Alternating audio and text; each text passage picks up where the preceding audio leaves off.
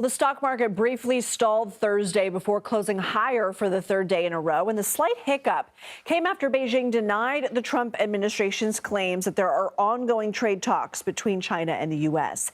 In a statement Thursday, a spokesman for China's Ministry of Commerce said, quote, any claims about the progress of China-U.S. trade negotiations are groundless, as trying to catch the wind and have no factual basis.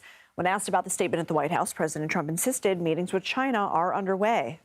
Clarify with whom the U.S. is speaking with China. They're saying it's fake news that trade talks are happening. Well, they had a meeting this morning, so I can't tell you. It doesn't matter who they is. We may reveal it later, but they had meetings this morning, and we've been meeting with China. CBS News senior business and tech correspondent Jo Ling Kent joins us now. So, Jo Ling, investors, are they being a bit knee-jerky when it comes to literally what each side is saying in regards to this trade battle?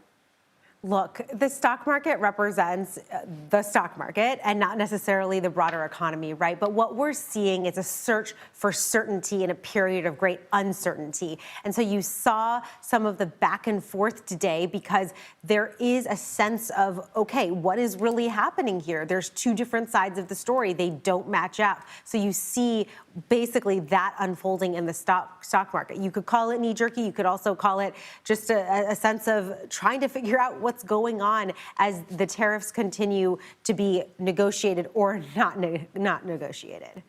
The Treasury Secretary Scott Bessent spoke Thursday about progress toward a trade deal with South Korea. Let's listen. We had a very successful bilateral meeting with the Republic of South Korea today.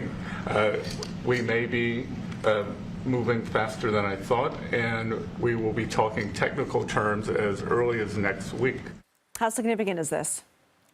This is interesting because Secretary Bessent also went on to say that South Korea came with, quote, their A game, and we will see if they follow through, very much putting that language, putting that ball in South Korea's court. So we will see how this goes. It depends on, what actually materializes here. And that's what so many small business owners are telling me and telling our team is, look, there is so much back and forth and uncertainty that even what we're hearing from the White House cannot necessarily be relied upon because we're planning for our inventory and our orders already going into the holiday season.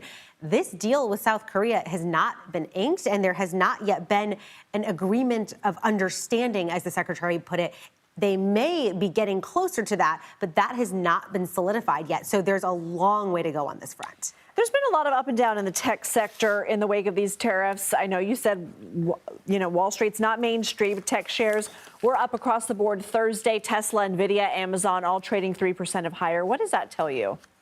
Yeah, we're looking at basically a sense of hopefulness from investors who obviously these companies are very tied to China. So there's a sense of perhaps this is going in a positive direction as it relates to the U.S.-China talks or non-talks that may or may not be happening here. And so there has been so much uncertainty when you look at the S&P 500, even though you're seeing these nice gains over the past several days, the S&P 500 is still down more than 3% since Trump's so-called Liberation Day when he announced all of these tariffs and has since obviously paused them. And then the Dow also down 5%. So as we look at these, day shifts, it's important to see the green and, see that nicer news. But you also have to look at since all of this went down, what the realities of the situation are. So yes, green today and Thursday's close, but overall still very much in the red since April 2nd.